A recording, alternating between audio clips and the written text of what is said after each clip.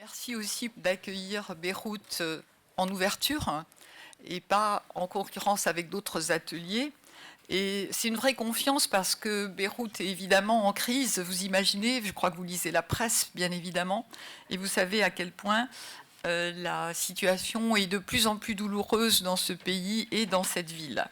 Alors, effectivement, vous avez été présentés tous les deux. Donc, Mona est urbaniste, elle est chercheuse, elle dirige le Lab Urba à l'Université américaine de Beyrouth. Elle parle néanmoins parfaitement français pour avoir fait ses études au Collège protestant, je crois, comme moi. Oui. Et puis, Jade Tabet, qui est un architecte de renom en France, qui a couvert de prix avec son frère, Sami, et qui, au Liban, a joué un rôle absolument déterminant parce qu'il s'est opposé à un projet qui était catastrophique, qui consistait dans le centre-ville à démolir pratiquement la ville à l'époque, après la guerre, à démolir ce qui n'avait pas été démoli, et on s'apprêtait à faire vraiment l'équivalent de la ville du Golfe, du ville du Golfe.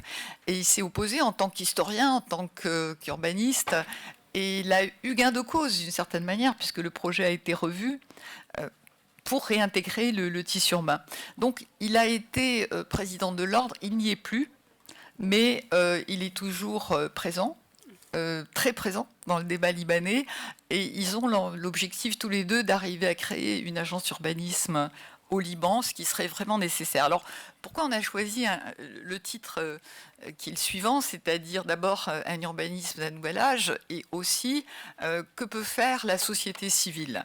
Alors, ça nous a semblé aussi très pertinent parce que c'est vrai qu'en France, bon, moi je suis une grande observatrice des projets urbains, vous voyez bien que beaucoup de choses s'arrêtent. Il y a des villes qui ne font plus de projets. J'ai même fait une intervention dans le précédent forum pour dire est-ce que c'est la fin des grands projets. Il y a quand même des oppositions sociales extrêmement lourdes, extrêmement lourdes. Et ce n'est pas sans lien avec la table ronde qui vient d'être menée, c'est que, en fait, on doit construire du logement. Et ça se heurte à bien d'oppositions au nom de l'environnement, au nom du social, au nom de plein de raisons.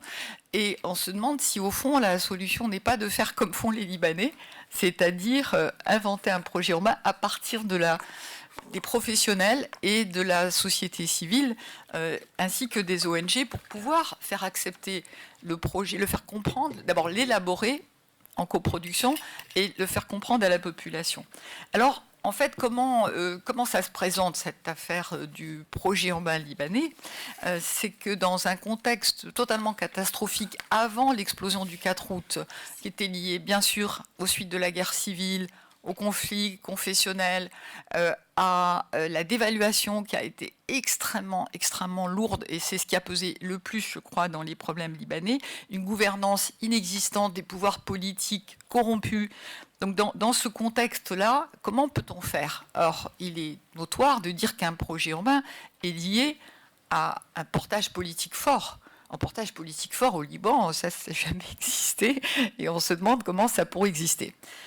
Et nous sommes dans un contexte assez proche, en fait, de Barcelone d'avant-dictature, d'après-dictature, hein, c'est-à-dire une ville d'intellectuels, une ville de gens très, très, très éduqués, qui ont des diplômes français, américains, du monde entier, et aussi une société très entrepreneuse, qui initie des choses, qui fait des choses, sans attendre l'État. C'est peut-être lié. Et donc cette société, après l'explosion donc dans le port, le 4 août 2020, qui a détruit une partie de la ville, cette société de professionnels s'est mobilisée pour fabriquer d'abord du savoir, de la donnée, parce qu'on manquait de données.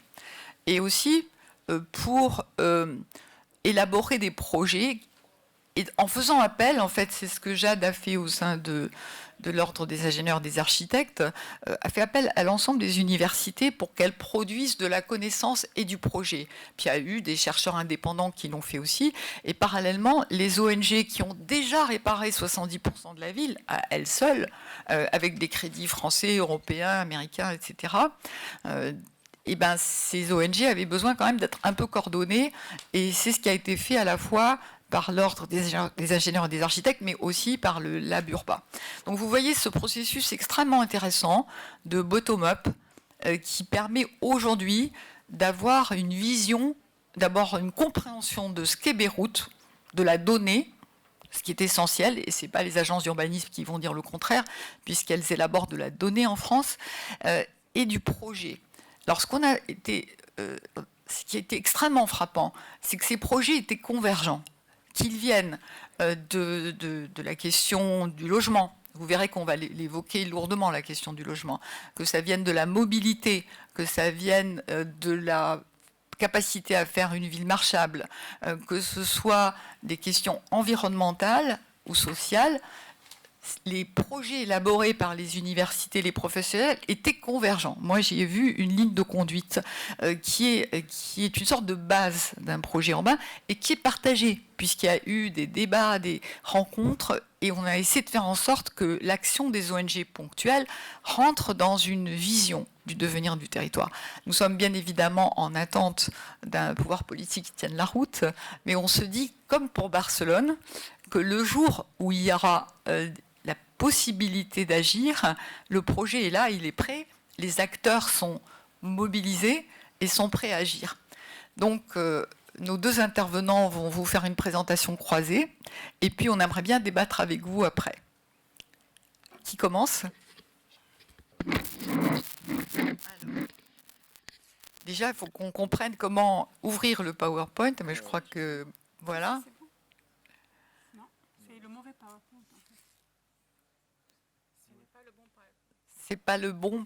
Alors, je vais mettre, Alors, est-ce que quelqu'un peut nous aider en tribune et est-ce que vous pouvez quand même commencer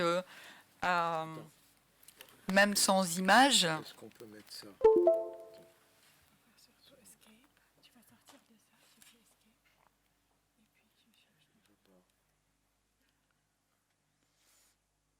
Au secours, quelqu'un d'Innova Press qui vienne nous aider?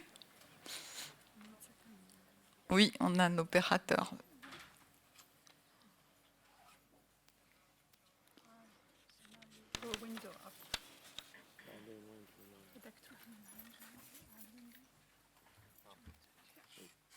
Donc, voilà, j'ai la clé qui est là. D'accord. Il y a dedans le PowerPoint. Vous voyez, la coordination, même dans une présentation, c'est aussi difficile que dans les projets urbains, parce qu'on avait envoyé le bon PowerPoint hier, et que c'est pas mal si on est aidé à mettre en œuvre cette présentation. Ah oui, ok.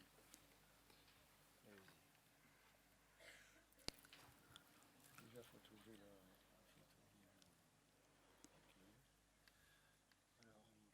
Alors pendant qu'ils cherchent, je vais faire vedette américaine. Alors ce qui est intéressant aussi, c'est que dans cette période, bien évidemment, beaucoup de projets ont été proposés, et notamment des projets internationaux visant, bien sûr, à mon avis, la spéculation, en particulier des projets très importants sur la dimension portuaire. Et l'idée étant, pour des groupes allemands, notamment en appui sur le port de Hambourg, de s'emparer d'une grande partie de la ville, et en demandant des fonds européens, et de confisquer des dizaines d'hectares pour faire un projet clé en main. Ce qui a été bien sûr jugé très attractif par le pouvoir politique, mais aussi par les habitants qui se sont dit c'est peut-être une solution. Et ça, c'est un risque énorme, parce que la confiscation d'une partie de la ville interdirait absolument tout ce qui va vous être présenté, c'est-à-dire ce que j'ai appelé le tricotage urbain. Comment on peut relier les choses et faire un projet multisite.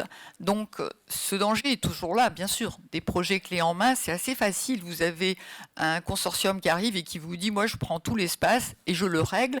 Et vous allez voir, je vais vous faire un port avec des piscines et ce sera inclusif et on pourra se promener au bord de la mer. Donc des choses absolument fallacieuses, mais c'est très très séduisant. Donc je pense que vous connaissez aussi des projets de ce type dans les villes françaises. Alors à toi, Jade. Merci Ariella. Donc voilà, ce plan de Beyrouth est en fait un plan qui a été basé sur une photo satellite qui avait été prise au moment juste après l'explosion du 4 août 2020 Vous avez Ground Zero, donc c'est l'endroit où le port, où l'explosion a eu lieu dans le port. Et ensuite, vous avez en rouge les zones qui ont été fortement attaquées, fortement détériorées, et en jaune les zones et en orangé les zones qui ont été également touchées, mais à des degrés moins importants. Alors, voilà le site de l'explosion. Donc vous avez en premier plan les silos. En réalité, ce sont des silos de blé qui étaient là, qui avaient été construits dans les années 60 et qui alimentaient l'ensemble du pays. Et donc l'explosion s'est faite dans un hangar qui était juste au bas des silos. Et comme vous pouvez voir, ces silos ont été en partie touchés, mais leur face ouest a permis de protéger une partie de la ville. C'est pour ça que la partie ouest de la ville a été moins touchée que le reste de la ville. Alors, l'explosion du 4 août a marqué un tournant dans l'histoire de Beyrouth. La zone la plus touchée couvre une surface de près de 3 km². Quelques chiffres, 200 morts, ce qui est quand même un miracle.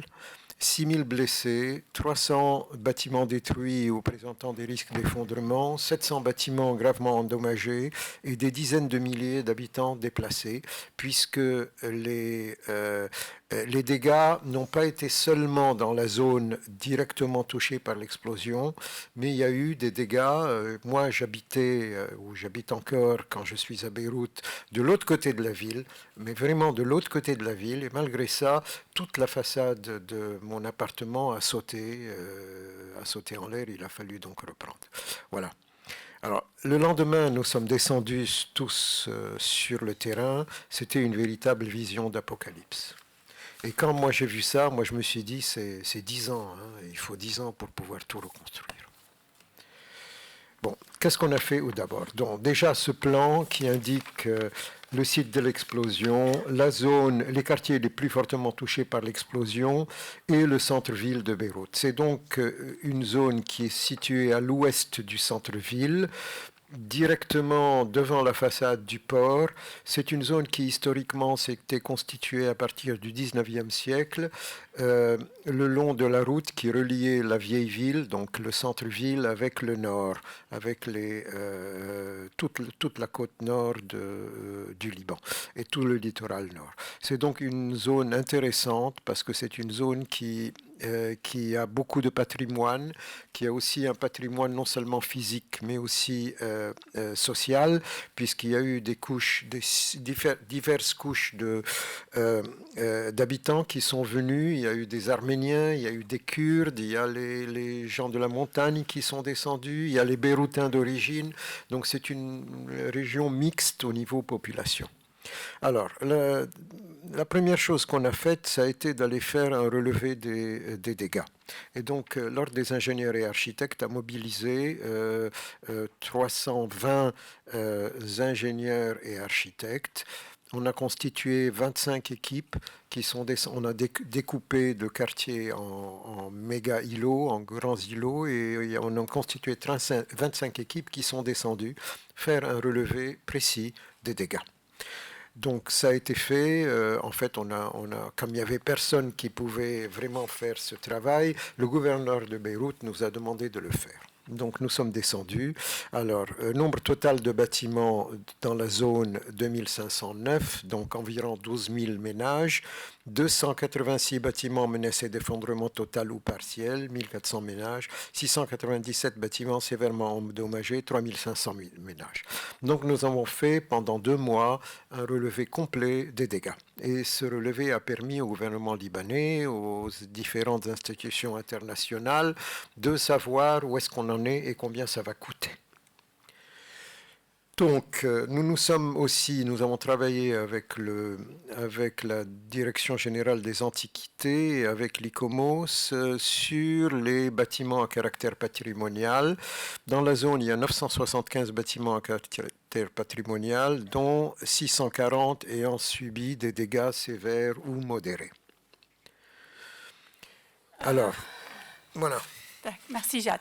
Donc, de notre côté, moi je suis basée dans un labo qui est dans une université. C'est un centre de recherche qui travaille depuis plusieurs années sur les questions urbaines au Liban, surtout à Beyrouth.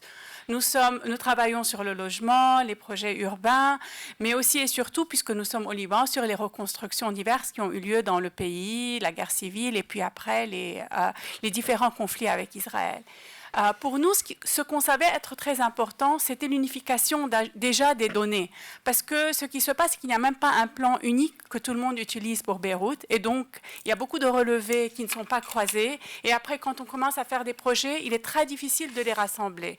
Donc, nous avons fait de notre première priorité la possibilité d'avoir des données qui pourraient être unifiées pour créer un langage commun entre toutes les ONG. Il y en avait plus que 350 qui allaient intervenir dans la reconstruction. Nous avons monté un observatoire urbain. Donc, au début, nous avons pris le plan de Beyrouth que nous avions, qui était le plus précis, et nous l'avons donné à tout le monde. Donc, nous avons passé des semaines simplement à convaincre toutes les ONG, tous les relevés d'utiliser ce plan. Ensuite, nous avons monté un observatoire urbain qui cherchait à suivre qu'est-ce qui était en train d'être construit, qui faisait quoi, donner donc plus de visibilité sur les dégâts, les réparations, qu'est-ce qui avait été perdu, et puis aussi essayer de créer des convergences entre les différents acteurs pour que les résidents, les ONG, les acteurs publics puissent savoir à tout moment ce qui était en train de se passer. Je vais vous montrer juste deux ou trois photos, 2 ou 3 plans. C'est une base GIS qui est donc en ligne et que tout le monde peut vérifier. Elle est dynamique, elle change tout le temps. Vous voyez à gauche le plan des ONG qui nous ont donné les réparations qu'elles ont faites, parce qu'il y a énormément de travail pour convaincre les gens de bien vouloir avoir toutes les données dans un seul endroit. À gauche, le plan montre la différence entre les ONG internationales et les ONG locales et qu'est-ce qu'elles ont réparé. À droite, nous faisons tous les mois un relevé des commerces dans les quartiers qui ont été touchés pour voir qu'est-ce qui est ouvert et qu'est-ce qui est fermé. Et donc, vous voyez ici, plus de la moitié des commerces sont restés fermés jusqu'aujourd'hui. Très important et très peu discuté, c'est que quand on a des ONG qui réparent des maisons, personne ne parle des espaces publics. Donc très vite, nous avons essayé de partager nos données sur les espaces publics et de convaincre les ONG de travailler aussi sur les espaces publics. Et puis, nous avons commencé à suivre les réparations dans les espaces publics parce que les ONG n'arrivaient pas à se mettre d'accord sur qui allait réparer quoi. Et donc, en faisant des plans comme ça, qui mettent en valeur qui intervient où, nous essayons de coordonner le travail des ONG pour qu'elles puissent chacune prendre un terrain, parce que la réparation des espaces publics n'est même pas allouée par les acteurs publics, et donc il faut que ce soit une décision qui soit coordonnée entre les acteurs eux-mêmes. Bien sûr, ce travail suit ce que nous faisions depuis des années et nous ne voyons pas la réparation comme isolée de ce qui se passait dans les quartiers qui ont été touchés et puis toute la ville avant. Et donc, une des choses que nous essayons de faire, c'est d'essayer de localiser la réparation actuelle dans les processus urbains qui se passaient déjà dans les quartiers. Donc, quand on dit aujourd'hui que moins de la moitié des résidents des quartiers sont revenus dans leur maison, que plus de la moitié des habitations sont vides, il faut dire que ça se passe dans un cadre où, par exemple, comme vous le voyez à gauche, la financialisation de l'habitat à Beyrouth faisait déjà que plus du quart des logements dans ces quartiers avant l'explosion étaient vides et qu'ils étaient tenus pour des gens qui voulaient spéculer. Et donc, nous disons aujourd'hui que ce que la spéculation a commencé a été continué par l'explosion et que pour renverser ça, il faut réfléchir processus urbain plus large que simplement la réparation des maisons. Il y a beaucoup de travail, ils sont tous en ligne, donc on va avancer et puis ceux qui veulent peuvent bien les voir sur le site web du Beyrouth Urban Lab. Parfait. Donc, reconstruire un an après. D'abord, la déclaration urbaine de Beyrouth. En réalité, il y a eu tout ce travail donc, de relevé de l'état existant, de relever des reconstructions, de relever des dégâts. Et puis, parallèlement, nous nous sommes dit il faut regarder l'avenir. Et donc, l'Ordre des ingénieurs et architectes, avec les 7 universités d'architecture et d'urbanisme au Liban, a élaboré ce que nous avons appelé la Déclaration urbaine de Beyrouth, un manifeste programmatique pour la réhabilitation et la requalification urbaine des quartiers dévastés par l'explosion du 4 août, dans une vision de développement durable. Et donc nous avons lancé cette déclaration, nous avons monté plusieurs forums, plusieurs ateliers, et les 12, 13 et 14 mars 2021, nous avons lancé un colloque international où il y a eu des experts internationaux avec l'aide essentiellement de la France qui nous a aidés à faire ça. Alors, la déclaration urbaine de Beyrouth, réhabiliter et revitaliser les quartiers dévastés par l'explosion dans la perspective d'une politique nationale de développement durable. Nous avons travaillé sur 5 thèmes principaux: l'identité urbaine des quartiers, les conséquences socio-économiques de la catastrophe, une vision prospective de la réhabilitation urbaine, les enjeux de la protection du tissu urbain patrimonial et de sa revitalisation, et la gestion et l'organisation du processus de requalification urbaine et de reconstruction. Donc nous avons travaillé sur ces 5 thèmes. Alors, c'est posé tout de suite pour nous une problématique claire. Classiquement, il y a 4 modèles classiques pour les reconstructions. Le premier modèle, c'est la reconstruction gérée par les pouvoirs publics. Exemple, l'Europe après la Deuxième Guerre mondiale. Ça requiert un pouvoir public fort et crédible, une volonté politique affirmée. Aujourd'hui, au Liban, ça n'existe pas.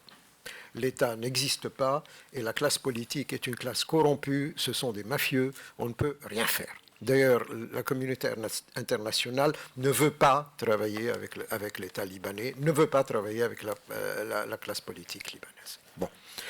Deuxième exemple, la reconstruction gérée par les capitaux privés. On connaît l'exemple de Londres, on connaît l'exemple de la reconstruction du centre-ville de Beyrouth.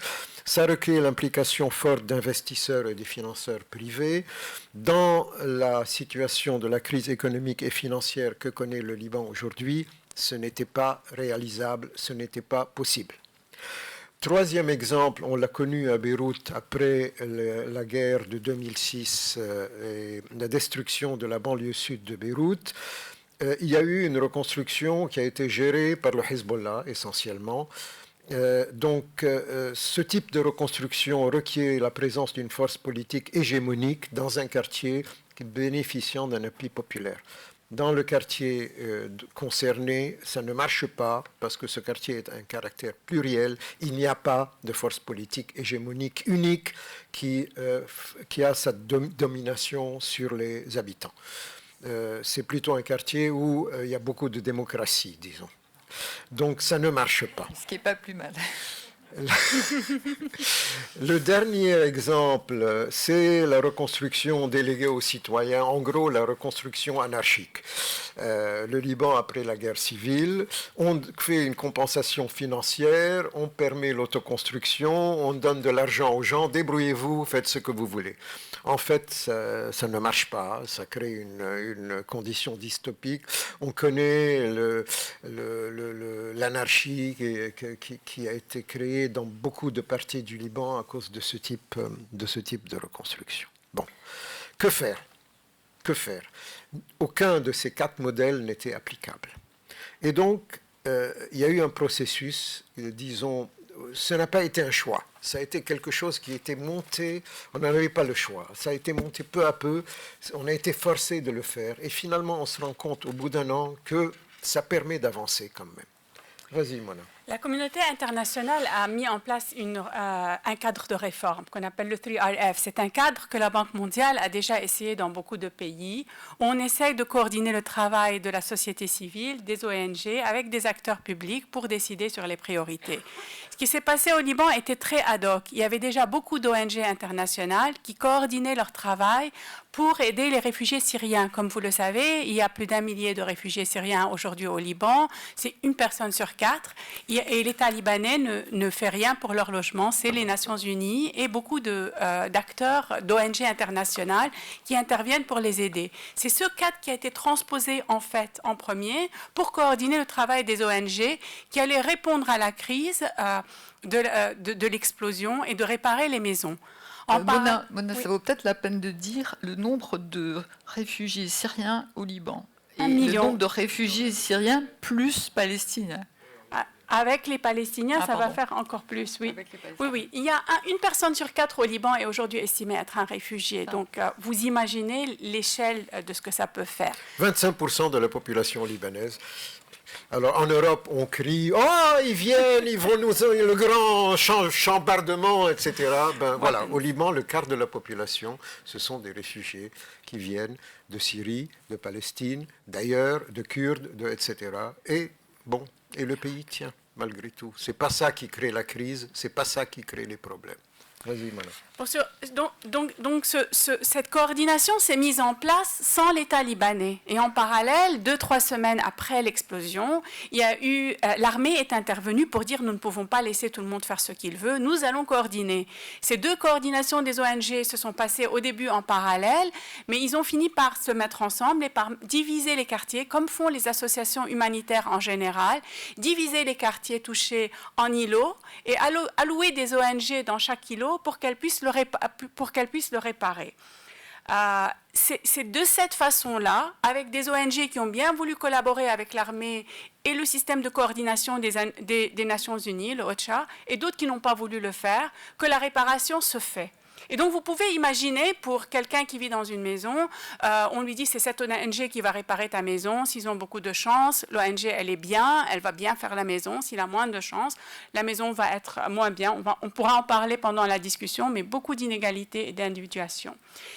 Le bilan, il est très important. Donc d'abord, et là il faut vraiment dire que Jade a fait un travail extraordinaire avec d'autres partenaires au Liban, et essayer d'empêcher les maisons qui avaient été très touchées par l'explosion, les maisons de patrimoine, d'être détruites.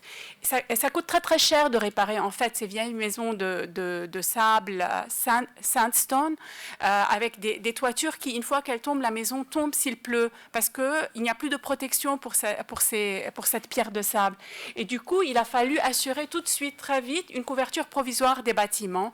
Et cela a été fait à plus de 90%, ce qui permet à la longue de vraiment protéger le patrimoine de Beyrouth. Et ça, c'est une très grande victoire. Oui, en fait, au mois d'octobre passé, la saison des pluies arrivant, il fallait absolument le faire. Donc, moi, je suis venu ici, j'ai vu les gens de l'UNESCO, j'ai vu les différents... Et on a réussi à obtenir des financements de l'Allemagne, de l'Italie, de la Suisse, etc., pour réaliser en 2 mois la couverture provisoire et la consolidation provisoire des bâtiments, ce qui a permis de sauver pratiquement, à part 5% des bâtiments se sont effondrés, mais le reste, on a réussi à les sauver. Après, la question qui s'est posée, c'est le retour des habitants déplacés, donc la réparation des maisons. Alors, là, il y a eu un travail énorme qui a été fait. C'est-à-dire qu'on peut dire que dans le tissu banal, ce que j'appelle le tissu banal, il y a eu énormément de réparations qui ont été faites. Et bon, c'est vrai que ça a beaucoup avancé. Il faut dire, par contre, ici, là, il y a un point très important, c'est qu'on ne s'est pas mis d'accord sur ce que ça veut dire de réparer. Donc, ça dépend d'une ONG à une autre. Oui. Certaines ONG utilisent un budget, elles disent, comme le font souvent les associations humanitaires, nous n'allons pas aller plus que $5 000. Donc, si la maison a besoin de plus de $5 000, elles vont s'arrêter avant et elles vont dire aux habitants, il faut que nous soyons justes, nous allons aller à la prochaine maison. Si la maison n'a pas été trop endommagée, ils vont leur acheter un nouveau frigo pour arriver jusqu'au budget. Donc ça crée vraiment des inégalités, mais c'est dans la logique des travaux humanitaires. Elles ont aussi des capacités très différentes. Donc certains vont faire un travail vraiment professionnel, essayer de faire des quartiers des exemples, alors que d'autres n'arrivent pas à le faire et donc laissent des quartiers avec les débris par terre encore une fois qu'elles ont réparé. Bon, ceci dit, je dis encore, dans le tissu banal, les choses se sont à peu près faites. Le gros problème qu'on a, ce sont ces grandes tours qui ont été construites face au port, qui ont été construites au départ comme des sortes de résidences secondaires pour des personnes riches, c'est des appartements de 400 mètres carrés, 500 mètres carrés, etc. Donc des personnes expatriées qui avaient... Et là, évidemment, c'est beaucoup plus compliqué. Les choses n'avancent pas parce qu'au Liban, il faut savoir qu'il n'y a pas la pratique des assurances pour les logements. Les assurances ne payent pas. Les assurances aujourd'hui ne payent pas à cause de la question du port parce qu'on ne sait pas si c'est accidentel ou si c'est un acte de guerre ou si je ne sais pas quoi. Et donc ces grandes tours vont rester longtemps, à mon avis, longtemps dans l'état où elles sont. Et là, Si je peux faire une parenthèse, moi, oui. Ce qui m'a frappé, parce que j'ai été voir, et on ne voit pas vraiment les dégâts. C'est-à-dire qu'il y a une grande, presque 70% de la ville réparée par les ONG, donc c'est assez stupéfiant. Mais aussi, quand on débat avec les architectes, ils vous disent les constructions traditionnelles, les constructions en béton ont bien tenu le coup. Oui. Les tours se sont vraiment cassées la gueule, et notamment les parties communes. Donc ça fait réfléchir quand même à la durabilité de ce que nous produisons. Puis l'autre point, mais c'est sûr qu'on n'a pas assez de temps pour tout expliquer, c'est qu'au Liban, vous avez, avec la dévaluation qui s'est produite, c'est-à-dire que votre salaire est divisé par 10, vous avez des gens riches pauvres et des gens riches qui sont riches. C'est-à-dire les gens riches pauvres, c'est ceux qui ont leur argent au Liban, ils ne peuvent pas y toucher. Donc ils n'ont rien. Et puis ceux qui ont de l'argent à l'étranger, il n'y a pas de problème, ça va très bien. Au contraire, si vous allez au Liban, là, vous vivez comme des rois, parce qu'avec vos euros, vous avez une puissance financière gigantesque. Donc quand vous avez des copropriétés, c'est très compliqué, parce que ce sont tous des gens riches, mais ceux qui ont l'argent au Liban ne peuvent rien faire. Et comme il faut payer les parties communes ensemble, on a ce type de blocage. Donc on a aussi des innovations juridico-financières à promouvoir. Bon, parfait. Ensuite, 3, la réhabilitation des écoles, des hôpitaux et des bâtiments publics. Bon, il y a eu beaucoup de travail qui a été fait sur les écoles et les hôpitaux. Le problème des bâtiments, bon, également les musées, etc. Bon, ça a beaucoup avancé.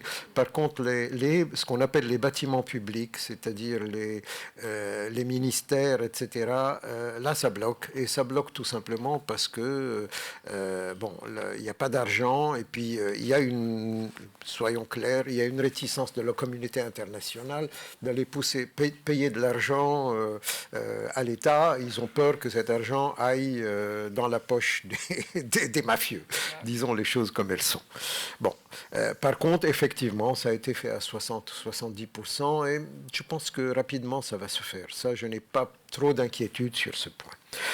Par contre, le gros problème, le problème qui est pour moi et pour nous tous majeur, c'est la restauration du tissu économique et des activités culturelles et artistiques. Les quartiers dont on parle étaient des quartiers extrêmement dynamiques. Il y avait eu, de façon intéressante, dans les 10-15 dernières années, il y avait eu le développement d'activités nouvelles, cafés, bars branchés, etc., plus des activités culturelles. C'était devenu un peu le hub à Beyrouth de tout ce qui est industrie culturelle, tout ce qui est... Voilà.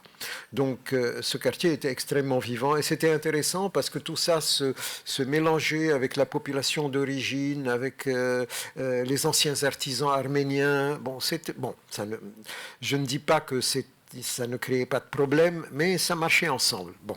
Le problème qui s'est passé, c'est qu'avec la démolition, avec l'explosion qui a touché ces quartiers, le tissu économique, au début, était complètement arrêté. Bon. En mai 21, la moitié des commerces et des restaurants sur l'artère principale étaient fermés. En août 21, les cafés et les restaurants ont repris. Mais la question, ce sont les activités culturelles qui tardent beaucoup à se réinstaller. Et ce qui fait très peur, c'est que toute cette population, ces activités culturelles, ce sont des jeunes. C'est une population éduquée, c'est une population qui a mondialisée, disons. Et aujourd'hui, une grande partie de cette population est partie. Ils sont partis partout, dans le Golfe, en France, partout. Hein. Ce sont des gens qui ont la capacité de travailler ailleurs. Et donc et si jamais on n'arrive pas à restaurer ces activités culturelles, à les rappeler au Liban, à les ramener dans ce quartier, ça va créer de véritables problèmes pour la suite.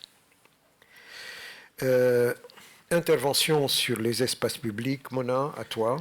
Il y a eu plus de 40 interventions qui ont été menées par les ONG dans les quartiers touchés par l'explosion. Donc là, c'est des interventions souvent participatives qui ont été faites avec les résidents qui vivent autour des quartiers pour essayer de créer une sorte de retour collectif dans le quartier et d'élargir la notion de reconstruction plus loin que celle de sa maison pour l'attachement au quartier et donc la vie du quartier. Très bien. Maintenant, les horizons au moyen terme.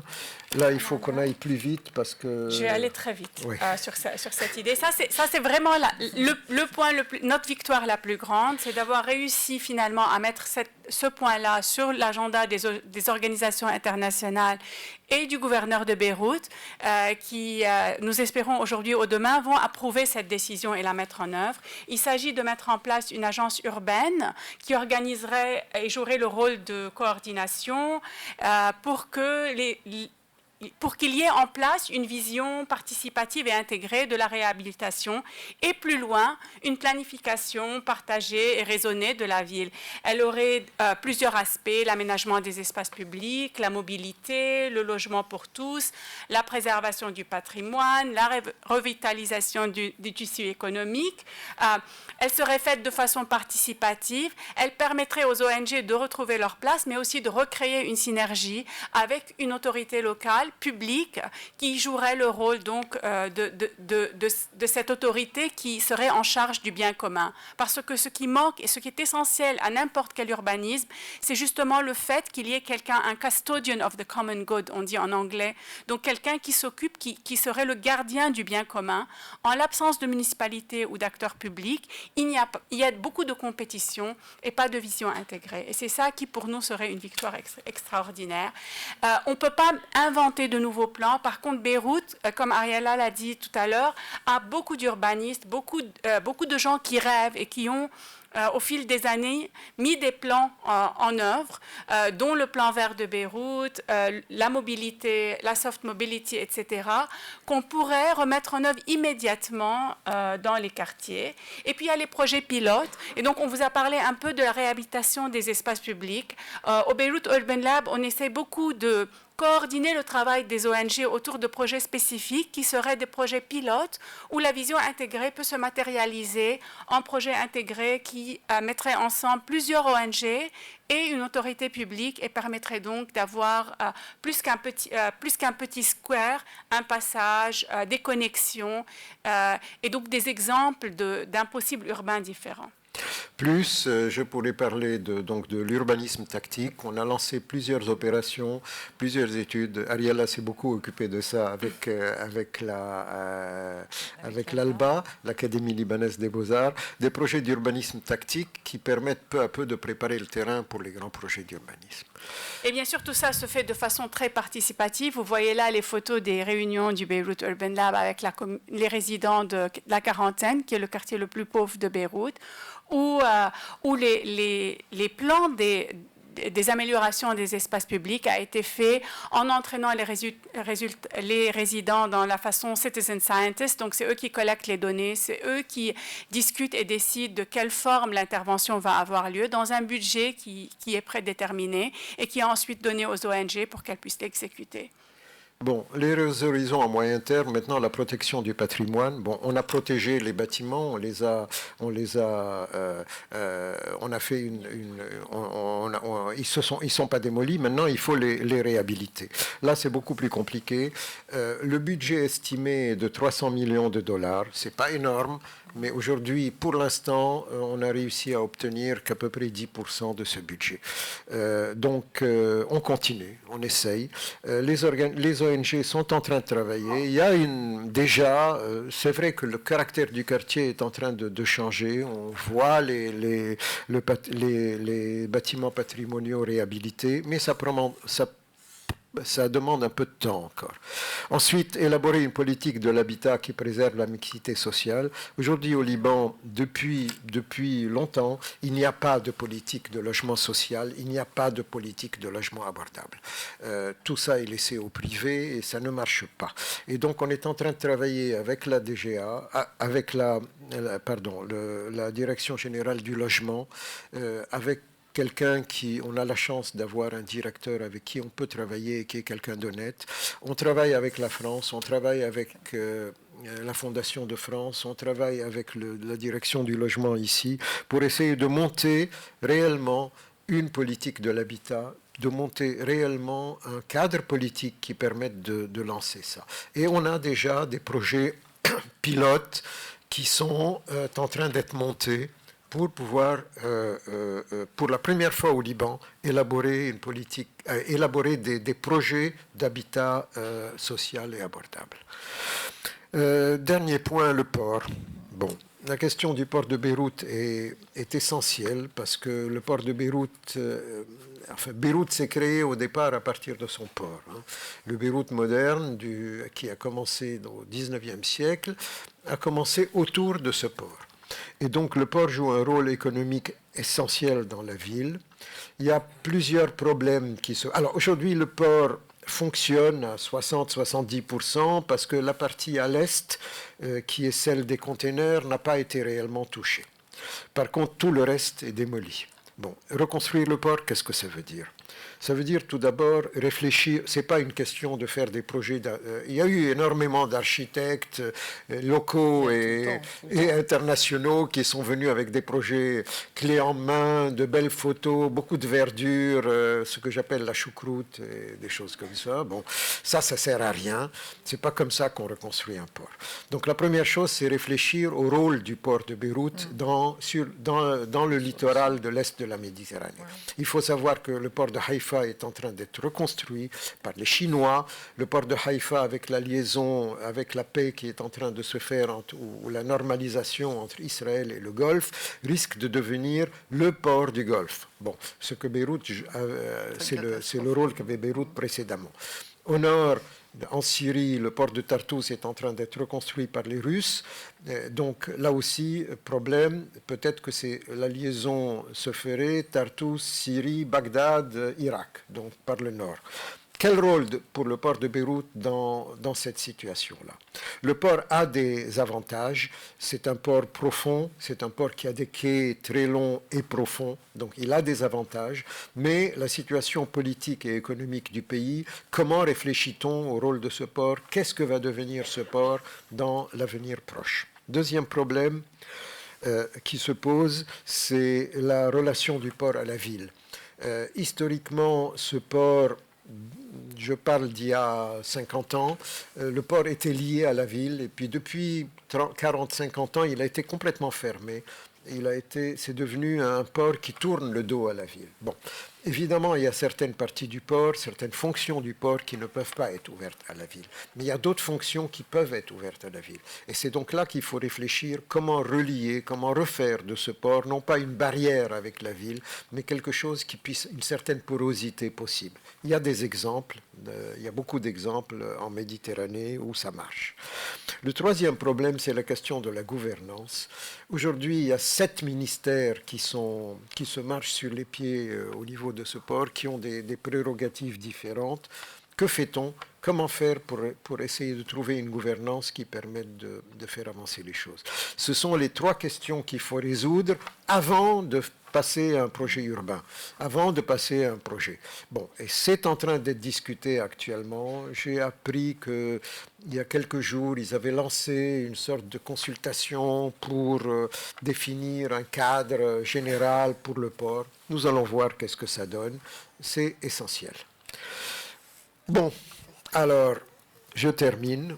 Donc, tout ça, qu'est-ce que c'est ?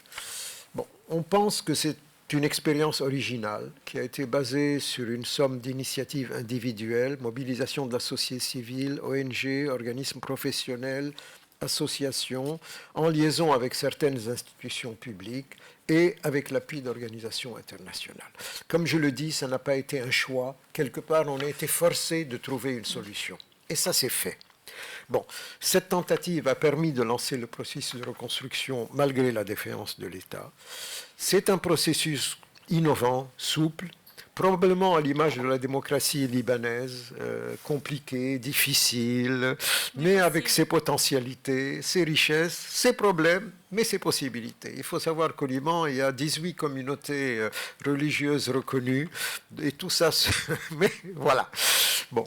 Et puis, bon, par contre, en l'absence de coordination centralisée, de structure de redevabilité, la reconstruction des quartiers reste compromise et les inégalités entre les citoyens s'accumulent. C'est pour ça que nous essayons de monter quelque part des outils. L'agence urbaine en est un, qui permet d'essayer de retrouver ce lien entre le top-down et le bottom-up, avec l'espoir qu'un jour, comme dit Ariela, le jour où on pourra trouver une solution politique au Liban et qu'on ait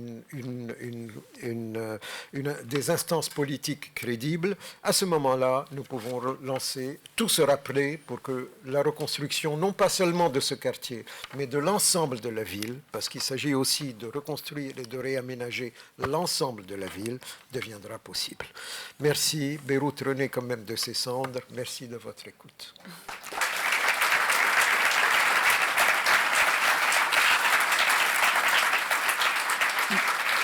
Merci. Non, nous avons 15 minutes de débat avec vous. Et je voulais insister, bon, je vais vous citer un adage sur le Liban qui est assez connu, c'est le Libanais est brillantissime individuellement et totalement nul collectivement. C'est traditionnel, ça. Chez les Libanais en seconde, ce qu'on voit ici avec vous, c'est le langage commun, construire des projets ensemble, faire en sorte de penser le bien commun. Bon, ça, c'est vraiment une étrangeté au Liban, puisque ça ne s'est jamais produit. C'est un pays où on survit. Donc, les gens sont capables de faire des choses incroyables à titre individuel, mais n'ont pas du tout ce sens collectif qui est essentiel pour faire notamment de l'urbanisme. Ce qui s'est passé avec ces derniers temps, notamment avec les ONG, c'est pas seulement toutes ces réflexions sur la reconstruction, mais c'est aussi nourrir les gens. Vous avez des ONG qui nourrissent 300 000 personnes. Et très souvent, vous avez des femmes qui sont à l'origine de ces processus. Les femmes ont pris une place inouïe dans cette redynamisation du Liban et tout simplement dans les questions de survie, de faire en sorte que les gens soient soignés parce qu'on en est là. Alors il y a des élections bientôt. Il y a des élections en 2022. Simplement, le rôle des femmes, et essentiellement des jeunes femmes, oui, est essentiel partout. Et le rôle des jeunes, c'est réellement quelque chose d'extrêmement dynamisant. Pour quelqu'un comme moi, qui suis âgé, je pense que réellement c'est ça l'avenir du Liban et c'est ça l'espoir. D'ailleurs, on le voit aussi avec tout ce que fait Mona, qui est l'équivalent d'une grosse agence d'urbain à quelques-uns. Alors, il y a des élections politiques au printemps et le Liban est une démocratie très bizarre, mais c'est quand même une démocratie, donc c'est pas exclu qu'il y ait un pouvoir politique à la hauteur. Et juste une remarque avant de vous donner la parole, le Libanais se caractérise par sa capacité d'initiative. Par exemple, tout ce qui s'est fait sur Marm Khayel, ce quartier qui a été extrêmement touché, ce sont des initiatives individuelles. Et après, ça fait école, parce que le Libanais invente et d'autres le copient. Donc on peut imaginer qu'il y ait un renouveau de toute cette dynamique culturelle et créative. Il y a énormément d'artistes, d'écrivains. Donc ça, encore une fois, on est dans une situation que vous ne connaissez pas ailleurs dans le Moyen-Orient, c'est-à-dire une population extrêmement éduquée, extrêmement créative, une forme de démocratie, un pouvoir politique catastrophique, corrompu, nullissime. Donc, face à ça, est-ce qu'on est capable de se réinventer? Puis ça peut donner des idées aussi, encore une fois, aux villes françaises sur la capacité à mobiliser les professionnels, les habitants, les preneurs d'initiative pour changer la ville, parce qu'on a tendance aussi à tout attendre du pouvoir politique. Donc à vous de réagir, de prendre la parole. Ça m'étonnerait que ça ne suscite absolument aucune réaction. Aucune réaction. Oui, vous le micro peut-être. Vous nous dites qui vous êtes aussi, parce que ça éclaire votre propos. Oui. Oui. Non, je trouve extraordinaire. Je n'imaginais pas du tout ce que je viens d'entendre, ce qu'on vient d'entendre. C'est cette reconstruction extrêmement rapide Nous étions, il n'y a pas très longtemps, avant les événements, au Liban aussi, avec une autre association, etc. Et on a vu tout ce Beyrouth extraordinaire, magnifique, et de le voir démoli en partie, c'était absolument désolant pour nous. Et donc, de voir à quel point ça a pu être reconstruit rapidement, avec ces précautions, pour pouvoir sauver une partie du patrimoine, je trouve ça absolument remarquable. Et puis le rôle des ONG qu'on n'imagine pas bien, vraiment dans nos pays gâtés, où on n'imagine pas bien à quel point ce rôle des ONG est extrêmement important. Et la dernière remarque que je fais en faisant un petit croquis, etc., c'est effectivement le rôle stratégique et géopolitique du port, qui est à mon avis le gros sujet que vous avez abordé en dernier, qui est le gros sujet du positionnement de ce pays dans la période dans laquelle nous vivons tous en ce moment. Voilà. C'est juste cette réaction. Je n'ai pas vraiment de questions. Emmanuel, peut-être, non? Derrière. C'est pas Emmanuel qui a contribué, donc c'est la DGLN qui a contribué aussi à apporter cette action au Liban et à la financer. Ouais. Merci. Je n'ai pas vraiment de questions, mais dire que, comme l'a dit Jade, le gouvernement a été autant que possible derrière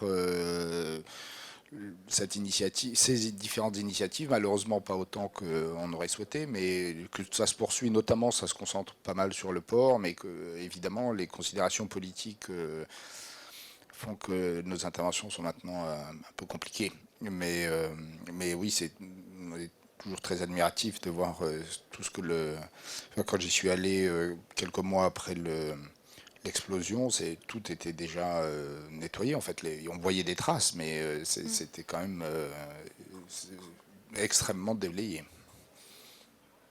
Oui, c'est même paradoxal, parce que le Libanais, qui est tellement individualiste et qui se mobilise, y compris des intellectuels, des jeunes universitaires qui sont venus nettoyer les rues, sont rentrés dans les maisons pour enlever les gravats. Je crois qu'il y a deux choses à savoir. La première, c'est qu'il y a beaucoup d'expérience dans le post-war reconstruction.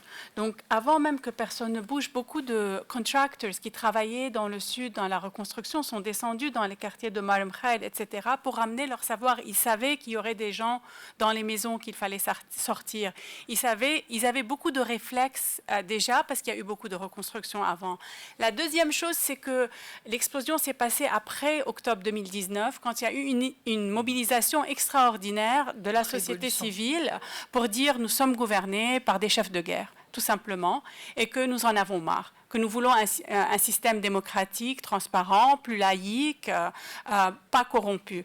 Et donc, beaucoup d'ONG, les petites ONG que vous voyez qui sont très actives, sont en fait sorties de la Révolution et elles ont un background dans une association politique qui espère se présenter dans les élections prochaines. Ça ne veut pas dire que ça va se passer très vite.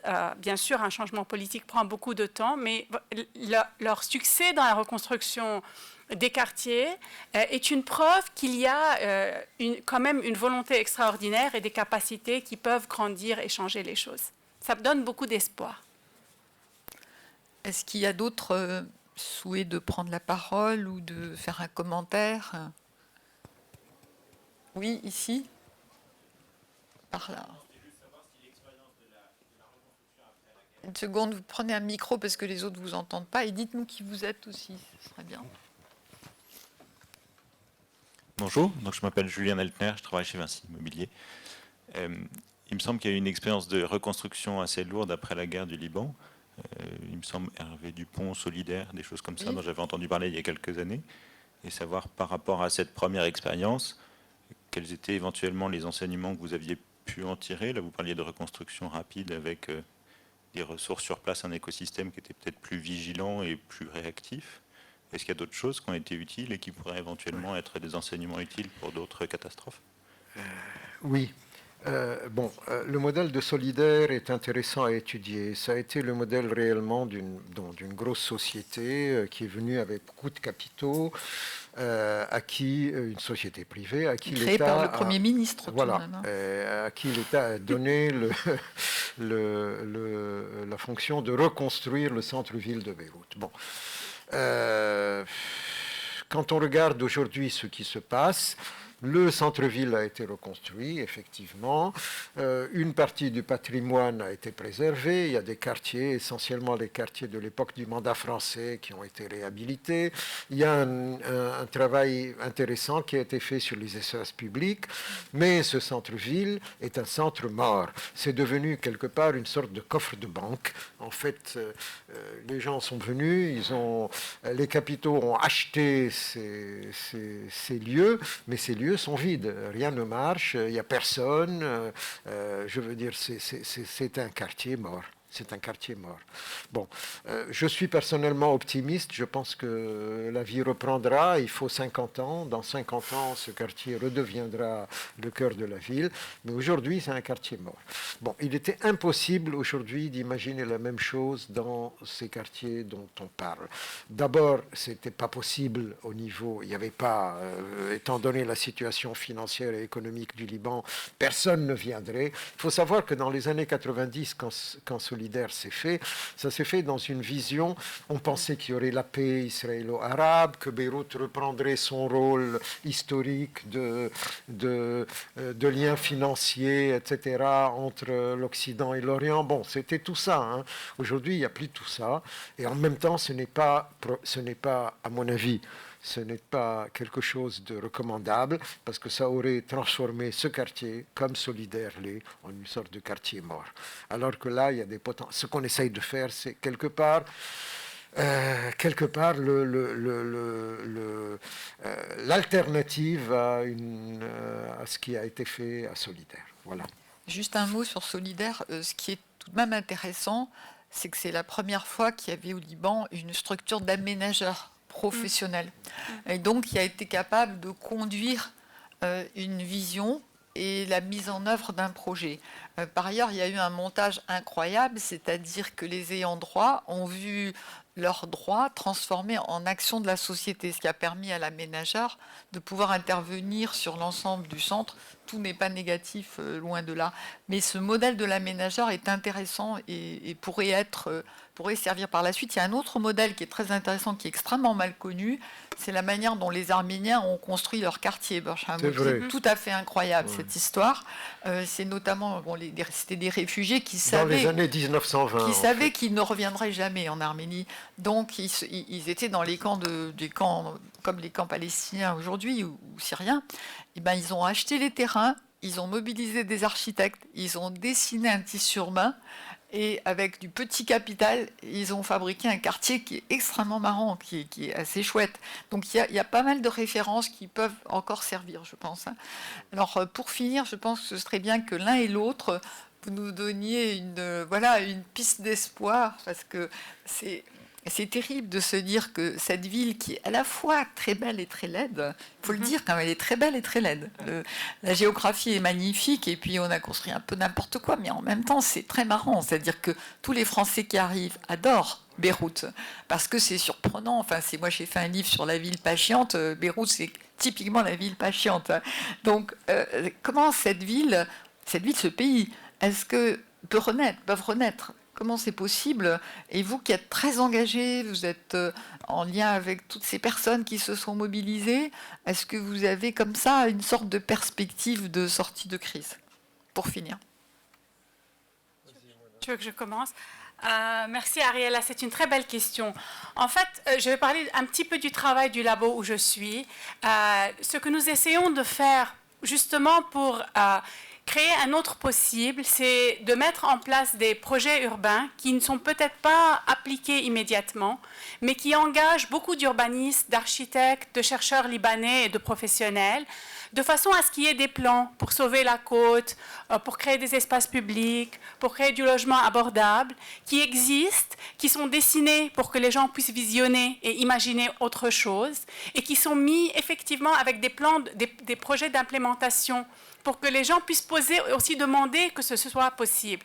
De plus, des discussions entre les urbanistes ont créé une sorte entre nous, de collectif qui de plus en plus grandit et qui prend un sens, un imaginaire commun. Parce que, comme c'est une société qui est très individualiste, comme la tradition de la pratique de l'urbaniste dans un contexte qui était très financier, économique, spéculateur, était que si je ne fais pas ce projet, quelqu'un d'autre va le faire, et que du coup, même si je déplace des gens, même si je construis la côte, ce n'est pas très grave parce que quelqu'un d'autre va le faire. Au lieu de faire ça, nous sommes en train de ramener ces urbanistes et de leur dire faisons des décisions communes sur qu'est-ce qu'une bonne pratique urbaine. Et cette discussion, ce sens commun de ce qu'est un bon urbanisme et les projets qui en fait embody it, qui deviennent sa formulation, sont à mon avis une des façons que nous, les urbanistes, nous contribuons à changer les choses. Nous sommes overtime, je me tais, d'accord. Non, on est très rigoureux ici, il faut laisser la place au Oui, prochain. 2 mots seulement. Moi, je répète, j'ai espoir dans la jeunesse. Voilà. Et dans les femmes. Merci à vous tous.